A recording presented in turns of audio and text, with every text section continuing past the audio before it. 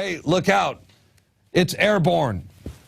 Human transmission of the deadly H7N9 virus is now confirmed.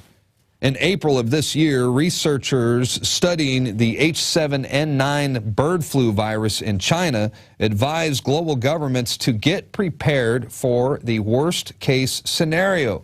According to the World Health Organization, H7N9 is one of the most lethal influenza strains ever, and it mutates 8 times faster than a normal flu virus with a death-to-infection ratio of about 25%.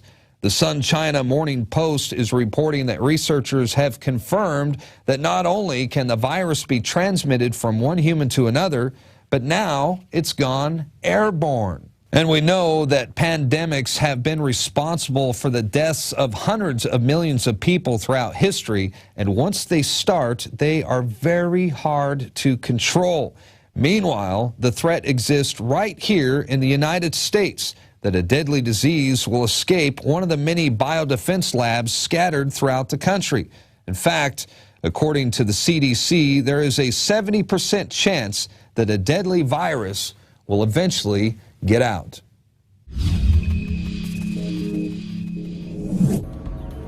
Government-funded universities across the Western world are developing massive warehouses full of bioweapons that they say is for biodefense under the BioShield program.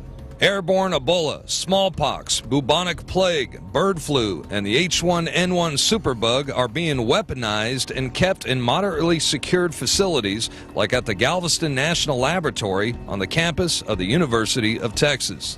Now, this may be one of the biggest threats we now face, as the risk of a deadly virus escaping one of these laboratories and starting a global pandemic, well, it is a clear and present danger.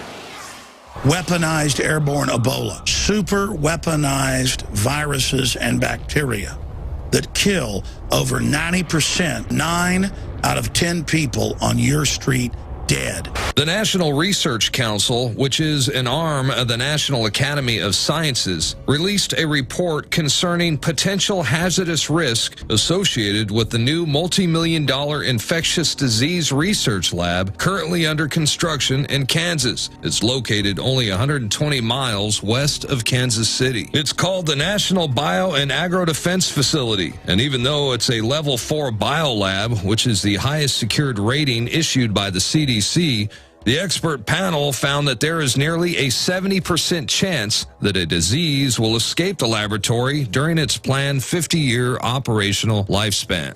And it went on to say that the U.S. Department of Homeland Security has not adequately gauged the potential risk of a dangerous airborne pathogen escaping the compound. There are what they call bioweapons that are in unsecured, well, moderately secured environments, like in Galveston, Texas, and the CDC even went to one of these facilities in Kansas, and they're not nearly as safe as they would hope.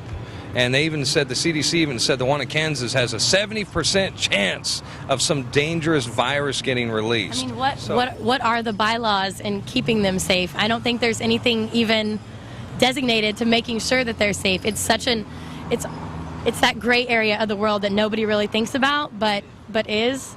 Yes. Like, so you think it's a clear and present danger that we should try to prepare for, something like that? I think everybody should always be prepared for anything.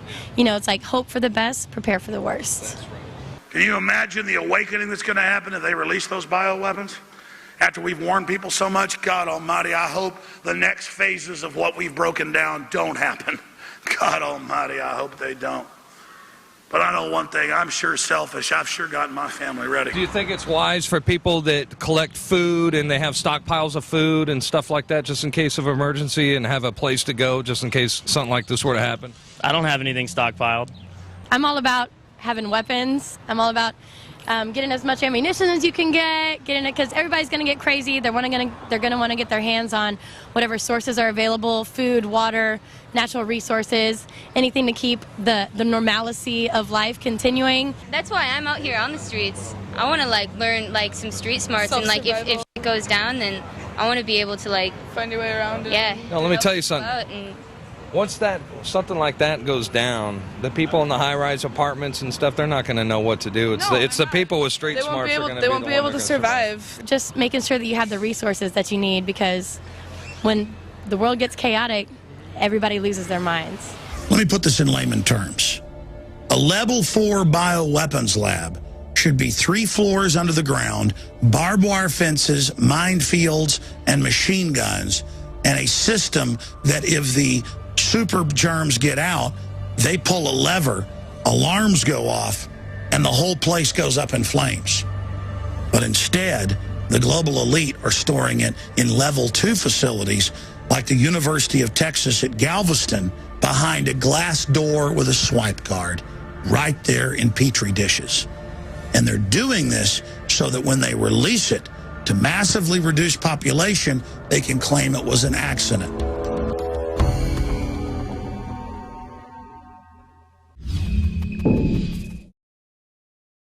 Many anthropologists and archaeologists believe that before man even discovered the power to harness and use fire, we were involved in agrarian activities.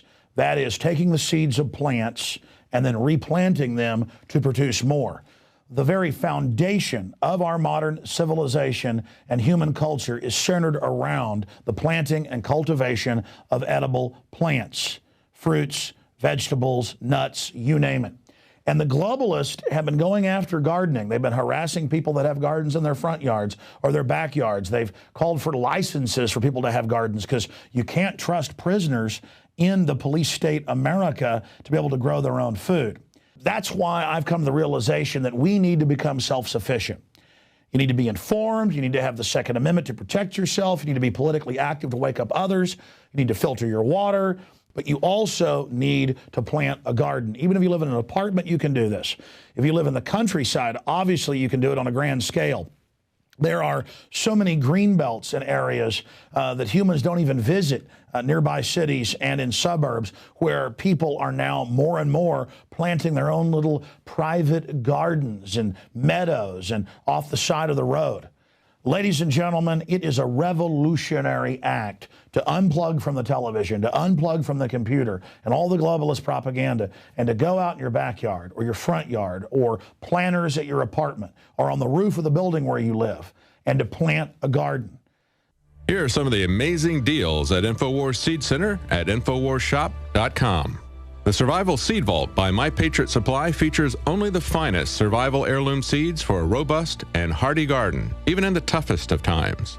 The ARC All-in-One Seed Kit contains 70 varieties of 50,000 seeds of fruits, vegetables, medicinal, and culinary herbs. All ARC seeds are heirloom.